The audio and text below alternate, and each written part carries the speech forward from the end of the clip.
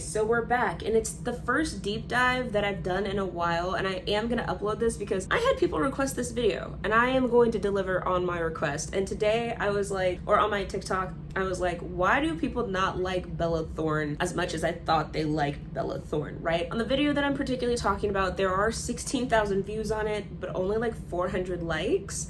And I was like, come on, like someone needs to tell me. Like, we're all asking the same question in the comments section, and basically what I think I've done through my extensive research, I have some notes, I have my iPad, but it seems to be a combination of fan fatigue, and I'll explain why and that later, and just kind of this loss of interest because I feel like she's alienated part of her fan base. And so with all of this being said, I wanted to kind of combine it in here. I've taken her filmography, discography, Instagram, loose dating history, and I'll kind of touch on that because she hasn't dated everybody that she's been romantically linked with. I've taken some of her controversies, kind of compiled them to make, I think, a full thought out decision to kind of come to my conclusion. And this is nothing against Bella. This is mainly for other fans. Well, I wouldn't really call myself a fan, but this is mainly for other people who are interested in pop culture. And as a Disney Channel kid, I think we're all kind of surprised that she doesn't fall in line with what we thought would be going on with her, and even that kind of goes into her story. So with all of that being said, let's get directly into this video because it's kind of gonna be a long one because it's a deep dive, but I'll break it up to make it a little bit easier.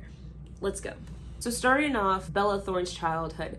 Before Bella was born, she actually basically had a deal for her first advert because when her mom was pregnant, her 3 older siblings were already in the entertainment industry. Now, as I'm gonna do throughout this video, I'm gonna tell you when I'm giving my opinion or try to make sure you know that this is just purely my opinion. I have a thing where I'm not really pro kids being in the entertainment industry unless they kind of need to and it makes sense to. Some of Bella's work, she's working specifically for kids brands or for kids entertainment, but anything outside of that, I really don't feel like kids need to be a part of. That's just my whole thing. And this kind of goes to the extension of as to why.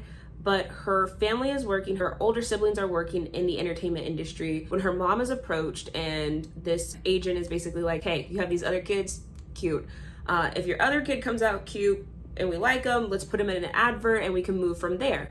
That sounds completely fine, but it starts her off, I think at 6 weeks, already working. And I have kind of this thing against that, especially again in the entertainment industry, particularly for kids. So her family is doing that for a period of time, and they decide that because they've been so successful in Miami, Florida, where she's from. I do also want to mention her father. So her father is part Cuban. Bella talks about being Cuban sometimes, and we will talk about why even that can kind of seem a bit problematic. So it says that her father was of Cuban descent, and he was also Italian, English, German, Irish, and Welsh. So there's a lot of different nationalities, there's a lot of different nationalities combined in there, and there's a lot of white combined in there because we have to remember that there's a difference between ethnicity, race, and nationality.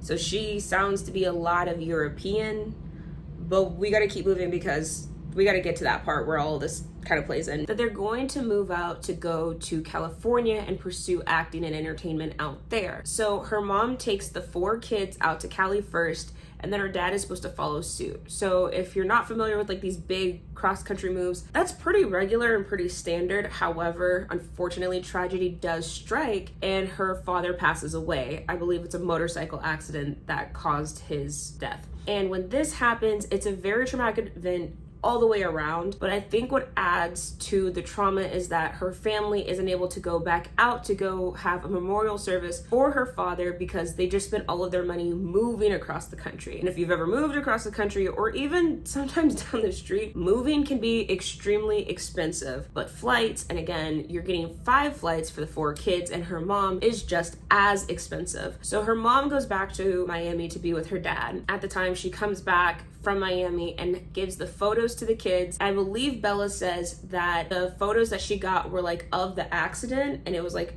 additionally traumatizing, but her mom thought it would bring her closure. And at first I was like, okay, I do not agree with that. But then I'm thinking her mom is also grieving the loss of her partner during this massive stage in their life, this transition. I can't imagine what's going through her head. So I also kind of don't blame her. Like, she's doing what she thinks is right in the moment, even if maybe it's kind of not. So mom gets back and they kind of hit the ground running, it seems like, with working in the entertainment industry. And all of her siblings are working, but it's extremely hard to be working in LA and feeding 4 kids and sending them to school and doing all of this stuff. It's hard to do just in general, but I can't imagine also having just lost your partner. So she works really hard. She's in a ton of stuff, and she's like in a bunch of adverts, she's in a bunch of commercials, and she lands her first big breakout role, which is in Big Love. Big Love is a show on HBO that had Chloe Sevigny and Amanda Seyfried in it, so like shouts out to them, we love Chloe. But on Big Love, the entire like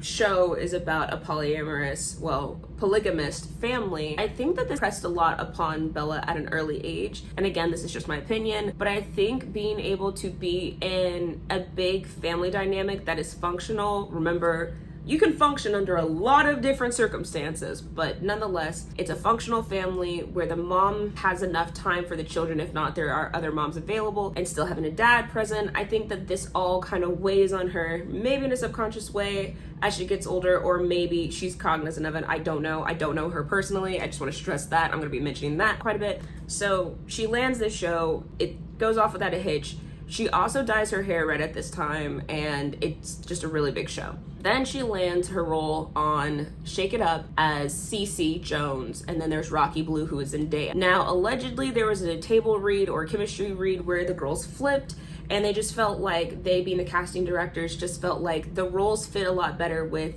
Rocky being Zendaya and Cece being Bella. And so they proceed to have a really great 3 seasons. However, I do think, kind of just reading what I've read and seeing other reviews pertaining particularly to Zendaya too, I think that they wanted to have another Hannah Montana on their hands, or Sweet Life of Zack and Cody. I feel like they've been trying to kind of replicate that success for a really long time, and it's been super difficult, mainly because they were now starting to come up against like YouTube. So the show was on from 2010 to 2013. YouTube was starting to really gain the audience of young kids during that time. So I think they were like, why are we not as successful as these previous modelings of shows? And it wasn't really the girls' fault. I also think, kind of looking at a lot of other things, that the girls were very aware of them being pit against each other, because at one point Zendaya's character Rocky really started to take off, and a lot of people started to identify more with her, and a lot of parents allegedly started to kind of like Rocky's character a little bit more. And that's where this kind of big push from the Disney machine to be like, hey,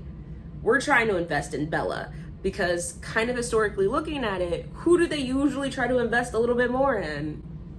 Exactly. And Bella also had this red hair, which was reminiscent of who? Lindsay Lohan, and Lindsay Lohan was also a Disney Channel kid. So there's this like big push to kind of get Bella, but Bella and Zendaya, allegedly, this is just rumors, had agreed that they would not put themselves against each other. And as their careers have progressed forward, I think we can see that pretty evidently over and over and over again. Another issue for Bella was that she was also going kind of toe to toe with some of the execs about her getting a bikini photo taken of her. She was out at the beach. She's from Miami originally, so in their culture, she's saying that like being in a bikini is not a big deal, but Disney had very strict rules, and they were like, no bikinis out here. So there was a little bit of clashing about that. And also, just to remind y'all, because it will come in important later, it's a small town in Hollywood. So getting a reputation where you're gonna talk back, I think for some people just already sets the stage to be like, this person is difficult, whether you're difficult or not, whether it's a reasonable reason that you're pushing back or not. So we move from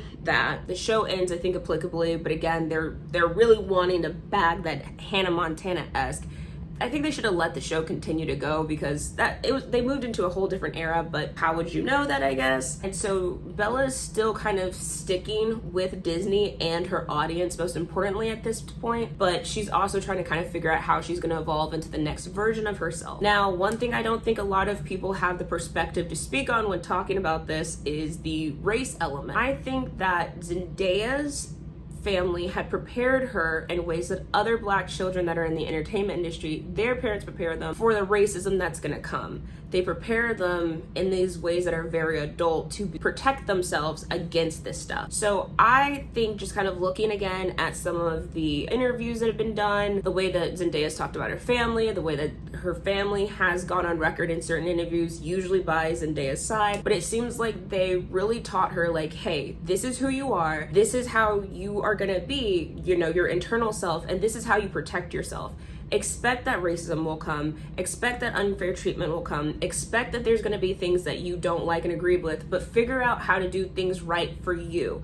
And always make sure that you are taking care of yourself. So that means you have to say no to certain things. If things don't feel comfortable and you don't like them, you got to navigate through that. And it just seems like, again, they're a family unit very there for her. I will also note Zendaya is a single child, whereas Bella had 3 other siblings, as well as Zendaya's parents were working outside of her being the main breadwinner, or a breadwinner really. And so I think that they kind of set her up for success in that means, in the same way that like Caleb McLaughlin of Stranger Things, like his parents also told him, I'm assuming a similar thing, be prepared for the racism, be prepared for the money to come, be prepared for people to try and take advantage of you. We're here to set up a good stable foundation so that that doesn't happen, and if something does happen to you, you can come to us and we can talk about it and we can help you. So I don't know if Bella was given the same tools, because even with her parents doing that and her family members there, remember Kalani and her are 2 of her friends as well too, so they're going through something similar. LaRoche is there. LaRoche had been working with Zendaya since she was 14, and he was privy to the politics and the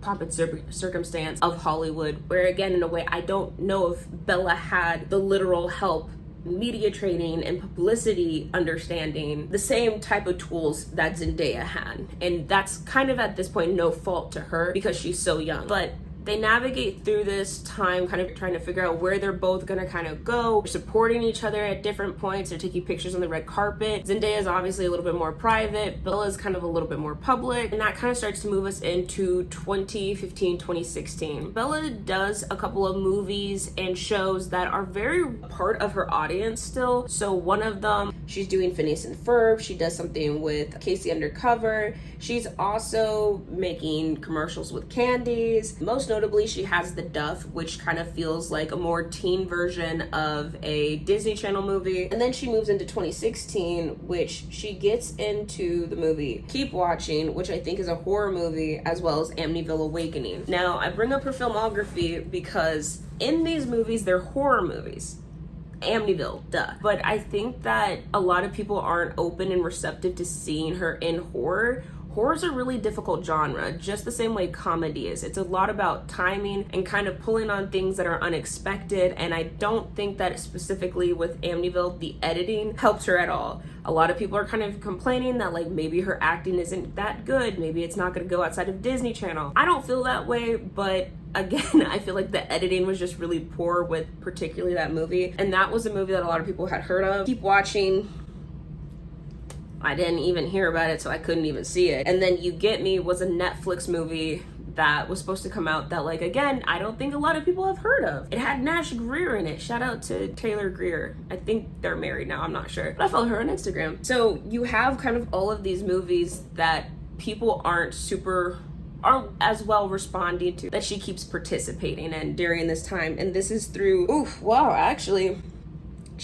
this is really in 2017. So there's not a lot of stuff she does in 2016, but this is in 2017. She has all these movies coming out. The Babysitter, I've heard, is also kind of on that kind of like spookier side of things. That one I've heard is more of a cult classic from horror enthusiasts, but I say that to say it's just not really landing her those big popular roles. I don't really know if Bella is even focused on that at this point, but I know a lot of people are checking for her in that capacity because you also have Zendaya. So Zendaya and Bella, there's a ton of comparison that's constantly being made about them. I think it rubs both of them the wrong way, but I think this is actually like kind of detrimental for her because she's not Zendaya. She doesn't want to do what Zendaya does. And I think Zendaya has a much longer game planned, especially, you know, as we look back at it now, but she has a much longer game planned for her career than Bella does. I think Bella wants to diversify into different things. Also during 2015, she dates Greg Sulkin. And I think this is important, kind of talking about her dating history, because I kind of think this is one of the last people in her life that's like directly day in and day out kind of related, a good influence. And Greg is also a kind of private person. It seems like based off of his Instagram that he has a really good work ethic, and he also wants to diversify. It seems like he's very cognizant also the fact that this could all be over tomorrow. So there's a lot of baskets that he puts his eggs in, if you will. Because of the way that Bella was raised, she also is like very cognizant of the fact that like, I need money for a rainy day. Like, not having money is very, very stressful. And I think part of her understands, like, if she and her family had more money, she could have gone back home for when her father passed. And I think that plays a massive role. I really, really do. They date from like 2015 to 2016. Then in 2016, the end of 2016, she starts dating Tyler Posey. Now I think for a lot of people, this was also probably the beginning of her first big controversy. This is also coming off of the heels of her coming out as bi. When she came out as bi, she came out on Twitter, which I think was a really great way for her to connect deeper to her audience. Now, in a later interview in 2019, she says that she felt like coming out as bi really stopped her from getting additional roles. I personally don't agree with that, actually. I think that there's a lot of other reasons why that started to happen. She comes out as bi and immediately starts dating her brother's ex-girlfriend. That's one of those things, because it's giving messy. It's giving really there's a lot of girls you could have chose to date, and you dated your brother's ex-girlfriend. And I think a lot of people were like, that's weird. And I think it's fair to say that that's weird. She comes out as bi, starts dating her brother's ex-girlfriend for a brief period of time. They break up, and then she starts dating Tyler Posey. Tyler Posey is a guy who is most known for his role on Teen Wolf, so he's really, really big when the show is going on. I used to be a very big Teen Wolf fan. I was a Styles girl. No one is surprised by that. He's 25 when she's like 18 years old. And that is so fucking weird to me, okay? And that has nothing really to do with the 18-year-old damn near child that is Bella Thorne and the 25-year-old man that is Tyler Posey. Imagine you're at school, your senior year, it's Christmas time, and you're getting ready to go home, and your friend is like, meet my new boyfriend, and this grown-ass man who works in a cubicle pulls up. He graduated from college and then had enough time to get a big boy job and get depressed from it. That's what I'm thinking about. I'm like, that's fucking weird and fucking gross. I am in my later 20s, and if I had a friend, well, you know what, scratch that. I'm in my later 20s. My brother-in-law, he just graduated from high school. That child looks like a child to me. Tyler, what? Anyways, I digress because it's weird, but a lot of people were saying that they felt like Bella was the reason why Tyler and his hometown girlfriend broke up, and they were like so cute, and they're blaming her. And this is also something we're gonna see again. I don't understand why they're blaming her, as if this man didn't decide to break up with his girlfriend for somebody new. That, honestly, I don't even have a problem with that. He didn't cheat. They didn't go behind this girl's back, but it's a problem nonetheless. And then there's just the general jealousy that we see come out every time a hot guy starts dating a girl, which, like, damn. Woo. So they date and then they break up, and I think it's probably for the best. At some point, this Charlie Puth thing happens. I'm not gonna lie to you. I don't care about Charlie Puth. Charlie Puth always comes up when I don't want him to be. No offense to him. I'm sure he's a lovely guy. I just do not care. This is through 2017 at this point, and also in 2017 we start to see a different side of Bella. I think that after she broke up, again, this is just my opinion, I think that after she broke up with Greg and she's on her own, she's exploring herself, you know, her sexuality, what she likes to do, who she is as a person. She's trying to become an adult. This is around the same time we see her really start to kind of dive into kind of like the EDM space and this kind of like party girl image. A very specific 2010s party girl is like quintessentially the EDM girl. I also used to be the EDM girl. I remember this one photo that I have tried to find and I cannot find anywhere, but I remember this one photo of Bella with like Borgor, Getter, another DJ, I want to say it was Skrillex, and I was like, how the hell did she meet them? Like, I'm a diehard fan. When do I get to meet them? I don't, because they know I'm a diehard fan, and they're like, that girl is weird. But Bella is just like out living her life, and a lot of her Instagram at this point actually becomes the thing that I think is detrimental, because it's giving party girl. It's giving, not even my ass is out, my tits are out. A lot of her pictures, she's topless or it's implied nudity. I think that at this point it's getting kind of shaky to work with her, not because she's not a reliable person to work with, but because her reputation is kind of preceding her at this point. And that, to go back to the whole bi thing, is what I was talking about. A lot of people are seeing her, you know, out here with bags of weed. She had this huge bag of weed in this one photo, and I remember thinking to myself, why would you even take a picture like that? They see her out with these bags of weed and with these EDM guys and these DJs and at these parties all the time, and I think that people just kind of aren't taking her seriously, which is again kind of alienating her from her audience. And then the Tyler Posey thing, I think it kind of alienated people from her audience too. I think the bi thing potentially did. I don't want to put too much stock in that, but to pretend like there's not biphobia even in the LGBTQ space would just be completely unfair. So it feels like there's these smaller things going on in her personal life that are alienating her. I think the argument can be said, she should have had a fucking Finsta. And if she has a Finsta, I don't even want to know what was on it, right? It's just too much of her personal life out there as a public figure, if you're asking me. And if I was on her PR team, I would have told her, baby, put down the phone. But unfortunately, we can't even get to that conversation because now we're having to look at her being friends with YouTubers. So I believe it's in 2017 where she becomes friends with Logan Paul because she starts to do a music video with him, which she's in a lot of people's music videos, I want to add. I just thought that was interesting. Yeah, 2017. So we're still in 2017. This is kind of the introduction of her being friends with YouTubers. The issue with that is that a lot of these YouTubers make their money off of being controversial. Gasp, Logan? Logan, the guy that had the Suicide Forest and then had to remake 3 apology videos because he couldn't just figure out how to be a decent human being for 15 minutes? Yeah, that guy. She becomes friends with she's friends with like Lele Pons for a period. Lele isn't really that controversial. She's just like in her 20s making content for 10-year-olds. It's really not that bad. It's just, I guess people are like, grow up, Lele. And then Jake Paul. Jake Paul is the same fucker who was lighting mattresses on fire in his backyard in California, where literally a baby shower lit up half of the state. Okay, this guy, Jake Paul, was inviting children to come to his house while he's lighting mattresses on fire, as if that wouldn't be a hazard for the fire department to try to get to his house because there's so many literal fucking kids and cars outside. Also putting his neighbors in jeopardy. I'm still never gonna let go of that because I'm like, fuck this guy. But this is about Bella. But these are the people that Bella is associating herself with. And this is part of the reason why it's a problem, because these people are also seen as being very unreliable, some of them unlikable, and then she dates Tana. Whew. Now I know we talked about Maud's, I don't even know if we've talked about Maud's son yet. I'll talk about him in a minute. Dating Tana Mojo is probably one of the worst things that she also did for her career because of later on, but Tana at the time is most known for saying the N-word on multiple occasions, and her story time when she was like 15 talking about how she got fucked by a toothbrush. I don't know why. It's like, I understand not everything you need to do is for public perception, but again, it's one of those things where like your private life should be your private life. Like, you can have a public persona and you can put certain things out there into the public, but you need to kind of dial back and figure out what you're gonna put out there.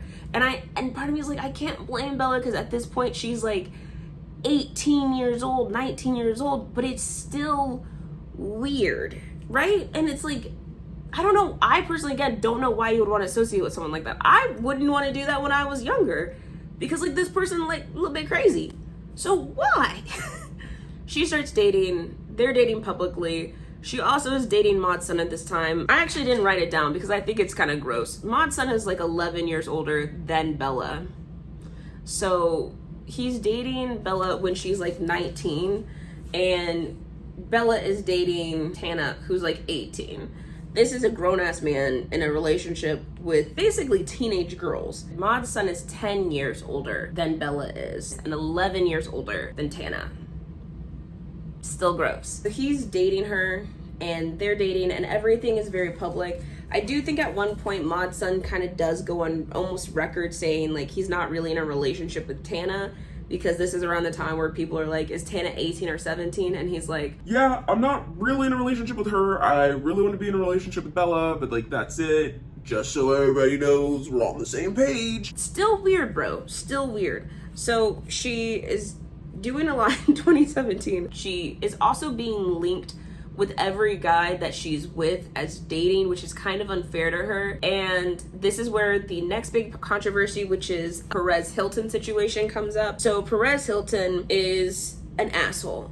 He's an asshole, he's a misogynist, he's a piece of shit human being. We already knew this. But what really, to me, kind of rekindled this understanding is that when Bella Thorne is out, she's talking to some paparazzi, they take some pictures of her, they get a little bit of underboob. Oh my god, scandalous people, women having boobies.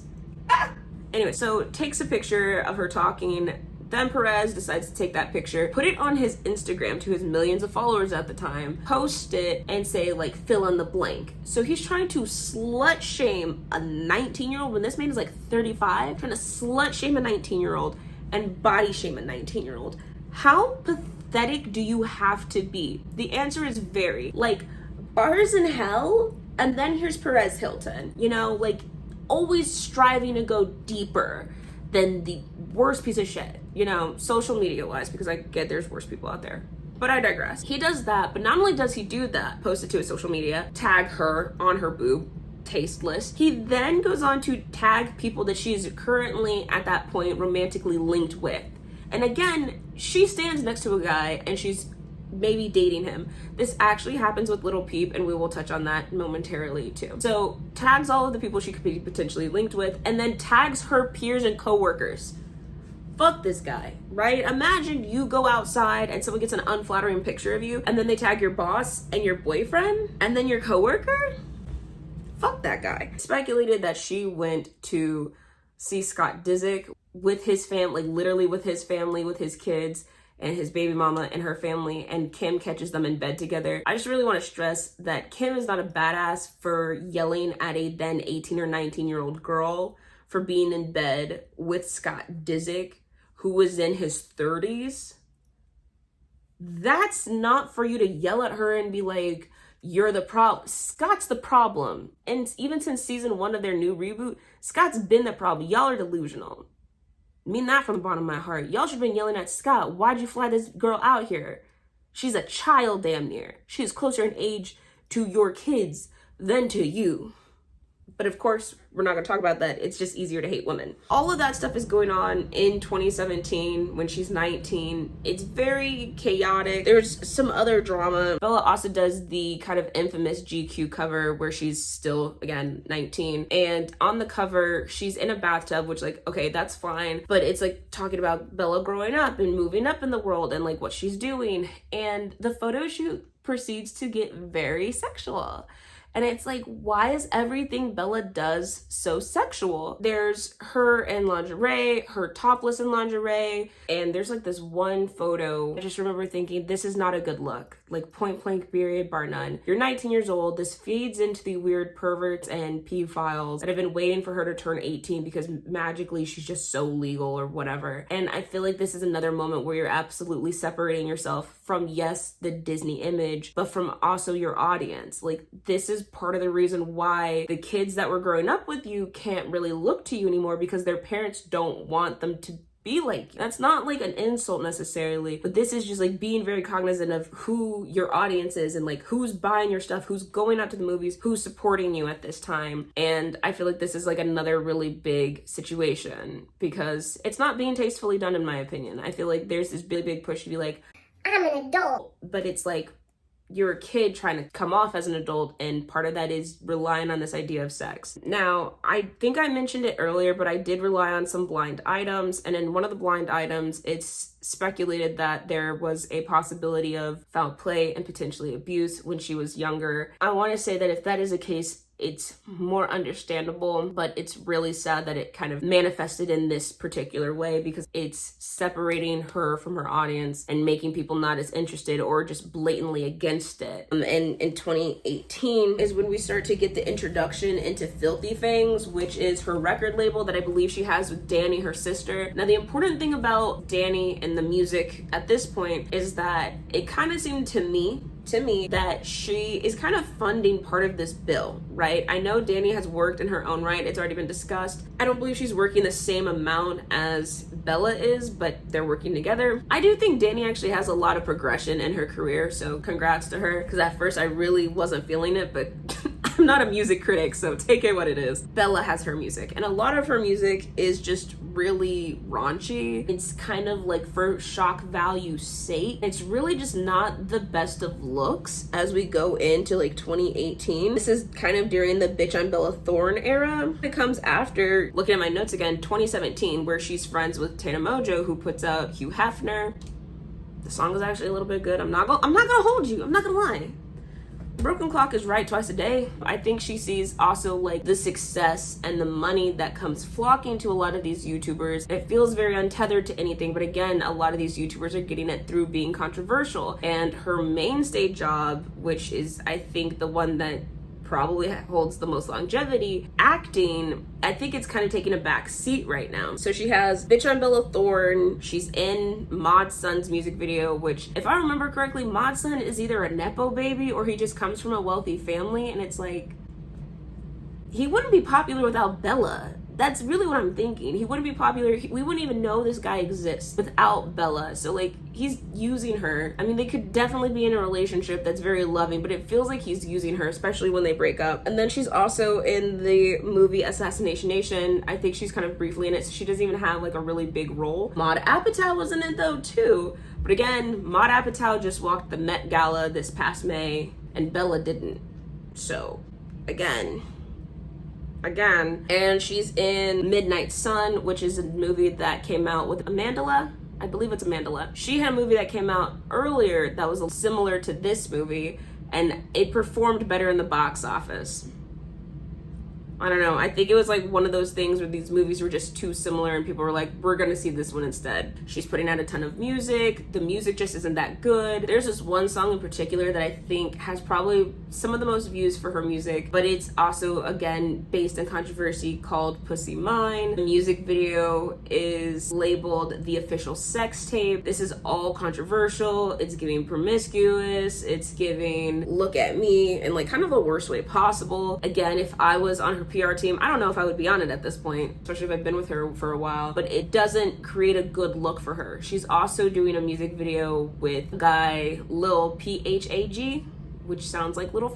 The F is a slur. It's the LGBTQ plus community. So again, it's kind of like this is a situation of alienating her fan base, separating themselves. You know, a lot of people are kind of now starting to feel like she's more about the antics than anything that project she's working on, or like any of like the stuff they kind of support her for. And I think that's kind of fair too, because like at this point, you're doing more of these things to grab attention, but what is the attention for, than actually producing anything that I can watch? Which then leads us kind of out of 2017, tiptoeing into 2018. So she has Filthy Things, which is the record label. She also has like a lingerie line kind of that looks like it's merch, but I kind of can't exactly pinpoint it because that was long ago and a lot of the pictures have been deleted at this point. But she has the Filthy Things, like kind of lingerie rave wear, and that makes sense for her, again, because she's just been in this like very big rave portion of her life. But then she decides to dip into the makeup space, and this is also where I kind of feel like she's always tagging right behind other people, because people have been putting out like these big makeup launches that are celebrities for a minute now, and we even see it today, but a lot of people are very vocally burnt out of it, and that really started in 2018, 2019. She also has Juvia's Place situation happen. This is probably, in my opinion, one of the worst ways you could handle a situation. She puts out this 9 palette pan for eyeshadow that is $60. And people are like, girl, we love you, but why is this $60? And some of the fans point out that the color story and the palette looks a lot like Juvia's Place, which is at the time an indie. Now it's grown a lot more. God don't like ugly. Bella, but she puts out the palette and it looks just like it. The color story, the glitter, almost the arrangements. And when people bring this to her attention, that not only is her palette $60, but it's also compared to this other palette that is $20. And this is by an indie, woman-owned Black brand that she seems to be stealing from. She doesn't really acknowledge that, right? She doesn't acknowledge that she's been stealing. Initially, she's like, people are blowing this out of proportion. Then it moves to her blaming her team and being like, well, nobody did enough research, so it's kind of not really my fault. And then she has this like really insensitive and just lackluster comment where she's like, if I was gonna steal anything, I would steal this palette. And then I think there was like a tweet about her being a woman of color too, so why would she steal from a woman of color? And again, we're getting into the whole like understanding race, ethnicity, and nationality. Bella is still a white girl. Bella is still a white girl. She's a white Latina because her dad is part Cuban. And again, he has a lot of European in him. I don't remember all of them right off the top of my head now, but she's a white girl. She's a white Latina. So that all happened and she doesn't really say sorry.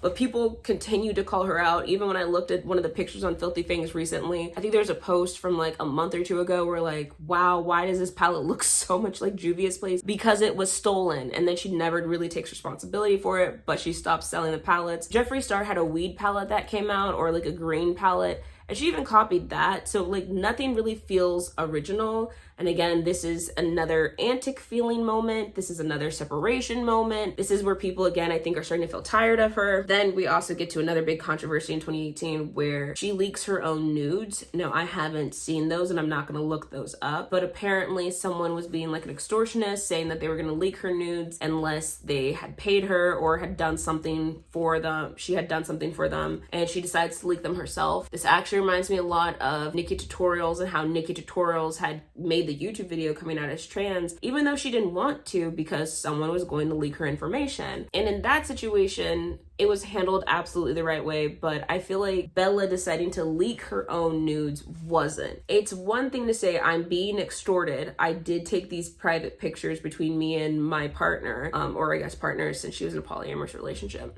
But this is not for the world to see and I didn't ever want it to be known. You know, I have pictures that I'm okay with the world seeing, but there's some things that are just personal and this is personal. I think this would have been actually a really good time to kind of set that boundary between herself and the public and then kind of develop more of a private life, and that would have also shown another level of maturity, but that didn't happen. What happened was we got her nudes. It reminds me even of like Bella Hadid and Sophia Turner, which that's different because it's their children, but they never like caved to the whim of people and they're like, okay, well, here's the pictures anyways. They're like, okay, you took them because you are a bad person and you decided to look at them and my fans are not going to look at them and they're going to encourage other people not to look at them because you're violating my privacy. I think that's what she should have done, because at this point, again, she has this like history of like using sex basically to get attention. And I know that someone's gonna be like, so you're saying like, oh, she doesn't deserve privacy at this point?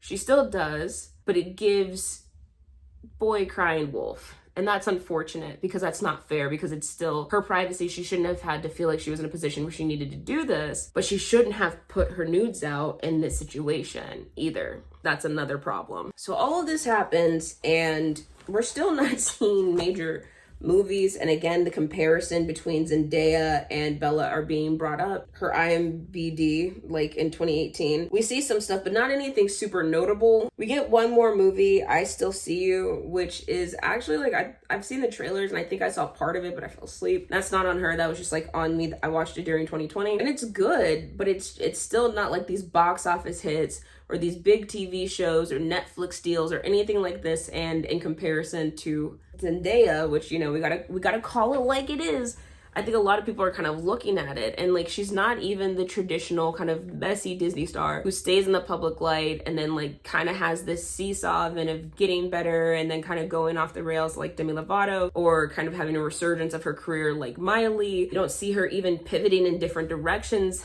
as much as we see someone like Selena Gomez, who has the movies she does and she's a pop star, and like her lean into makeup, which by the way, I do want to note, Selena Gomez, when she leaned into makeup, a lot of people were not here for it. They thought it was going to be another one of those like flop brands, but now look at us. I'm wearing Rare Beauty today. I think a lot of people are expecting a lot of Bella and they're just not getting a lot. And at this point, I don't think a lot of people are checking for her the same way. And we get into 2019. So in 2019, there's a lot that happens and it's actually just a few bullet points. She breaks up with Tana Mojo and Mod's son. It's a travesty. It's very public. It's very messy. It's very bad. It's one of the moments, I have it in my notes, breaking up the throuple, not getting the fuck off the internet, because I firmly believe that she shouldn't have been on there tweeting and tagging and doing as much as she did. This is just really messy, and it goes back to that whole like reputation and perception of person or public persona. And I think a lot of people are just like, we're over it. Like, Bella's just messy, and she's not messy enough to be problematic, which is good. Don't get me wrong, it's good, but it's also not like she's messy enough for it to be like fun and entertaining. It's just like, it's almost borderline like a nuisance unless you're like a diehard fan of hers. She also puts out a book, and it's a half-baked book of poems at best. It's absolutely giving Gabby Hanna, but all of that is happening. The book doesn't do well. The book bombs. Again, it feels like a cash grab. So now we have two cash grabs, makeup business, and now this book. And the book is also coming at a time where a lot of YouTubers are not making books anymore because they're not as lucrative. So again, it feels like she's again behind the times on these types of things, which I know you can afford to do a focus group and figure out what people are buying. I don't understand why it's not happening. That is two of the things of 2019. But the biggest controversy is her directorial debut in Germany, where she makes an adult film. And I personally think that she probably shopped the idea around to a lot of different people first. Probably Netflix, HBO, you know, whole gamut of people suggest, hey, we should make this movie or limited time series or whatever about the power dynamics between men and women and like how society views them and all this other stuff. The reason why she said she made the adult film to begin with, but no one wants to pick it up. And Pornhub says, hey, we'll pick it up. We'll help you produce this. Again, when I was reading it, she talks about how she wanted to elevate the porn industry. And surprisingly, myself as a Christian, I mention that because I feel like more Christians should do this, because I think this is what God would want. But we should destigmatize sex work, specifically sex workers. I'm going to keep referring to them as SWs from here on out. I think we should destigmatize it because a lot of people who get in under false pretenses, or because it's the only job that they can get that will make them the type of money that they need in this short amount of time. It's a very predatory industry and it's not fair. Like, a lot of people, Mia Khalifa being one of them, has come out and talk about it, but it's like when they talk about it, everyone's like, well, you're just a slut. And it's like, that's not fair and that's not helping anybody. So I think we should destigmatize it. That's just one of my opinions on the adult film industry. And I think that it's important that we talk about that, because hopefully there will be a destigmatization. We can have people assimilate back into just like normal life. That sounds like they've been in jail, but that's not the case anyways. So that's what I thought Bella meant by elevate it. That's not what she meant. I still have no fucking clue what she meant. And I've read like 3 or 4 articles on this. Everything is so based around her and her perception and her understanding and what she wants to explore that it doesn't really feel like it's made for anything outside of an ego stroke. Pun was intended in that. To be like, look at me doing something so fucking edgy. It's disappointing. Matter of fact, I had to double check it, but Rashida Jones, Quincy Jones' daughter, who's also very famously on The Office, she makes a documentary called Hot Girls Wanted. And I thought that this was kind of how things were going to be a little bit more like for Bella, where we're having a conversation about the adult industry. But again, it's not. It feels like something that wasn't needed. It felt like something that was contrived to kind of show she's truly out of the Disney phase of her life. This is just separation. It feels like an antic, a tactic, something to be like, ooh, look at me, I'm directing a porno. And I think part of it comes from, after having leaked your own nudes, you know, the uproar around it, it makes sense that she would maybe want to do this if she's focused on the attention aspect of it. That's in 2019. This guy named Ben, who's apparently an Italian pop star, so shout out to that. She dates him for a period of time, and then 2020 comes, which is her biggest controversy. And again, it kind of goes back to the directorial debut in the adult film industry, because she does what she's saying is a documentary on OnlyFans, and she says she's working with a specific director, and then that director comes out and says, I'm not working with her. I don't know what she's talking about. Maybe she pitched me something, but I'm not working with her on this. And the problem with the OnlyFans thing is that she changes the pay structure fundamentally for the website, screwing over SWs in the midst of the pandemic. And she again does that thing she does where she doesn't properly take responsibility for it. It's a huge thing. A lot of people became really upset with her. And she said that she wanted to understand SWs and understand what they go through and, you know, really be there, get in the trenches with them. And instead of, again, taking a Rashida Jones approach where you're producing something and you're really looking into something and you're trying to give the voice to the voiceless, arguably, because, again, people are very quick to shut down SWs. She takes that, she decides, I want to do it. Like, she's not already famous millionaire. Not using her face as leverage, but her name when putting marketing out there. Instead of doing that, she screws a lot of people over. And then as she's trying to take responsibility, catch the air quotes, please, she says she's gonna help some of the people that she did screw over. And then a lot of these SWs come to TikTok and they're like, expose her, put the blast on, shine the light bright, right? Because she doesn't do what she says she's gonna do. And she ends up keeping a lot of the pocketed money after, again, not stealing, but changing the pay structure in such a way where they're not getting paid nearly as much or as freely. And it's really unfair, actually, to screw somebody over, another marginalized group, and then say, like, well, I had my fun. After this, she does tend to stay pretty low for a period of time. She does pick up one of her old tactics of linking up with a controversial figure. She links up with Malu Trevejo at some point in 2021 to promote something. And there's this thing where she's like, I'm back in my hometown of Miami, like, I'm a Latina. I point this out to mention throughout her time as well, she brings up her being Latina, particularly when it benefits her. There was a couple of articles I read where she talks about how she basically tried to lean into the stereotype, tried to also darkening her hair and her skin. Now, part of it was her saying she didn't feel Latina enough. And again, that goes back to people not understanding the differences between ethnicity, race, and nationality. But it also kind of goes into this whole conversation about racism, which she doesn't really touch on, about stereotypes and these caricatures of what people expect of people of color, specifically Latinas, because it benefits her. So to be like, I'm a curvy Latina, you're fetishizing other Latinas, and especially when it comes to darker skinned Latinas. Because the only time I hear Anna Taylor-Joy being referred to as a POC is when it benefits another white person. Okay, I think Anya Taylor-Joy, I think Anya knows what the fuck is up. Yeah, just to kind of round it out, right now she's engaged to a new guy, and I double checked, she has 2 projects slated in 2023, but I don't see any additional things coming up right now that are in production. But hey, stuff always changes, but we are halfway through the year at this point. It is June. I think that a lot of people, like I said, are just fatigued by a lot of her controversies. They're either fatigued by her controversy or they separated herself from them because of the decisions she's made to kind of move in different directions. And again, I completely understand if you want to shed your Disney image, but it is another thing to isolate your audiences. And so I think that she just hasn't had the opportunity to regain her audience back. And I also kind of don't think she's kind of gone in the fluctuation enough for people to want her to come back, right?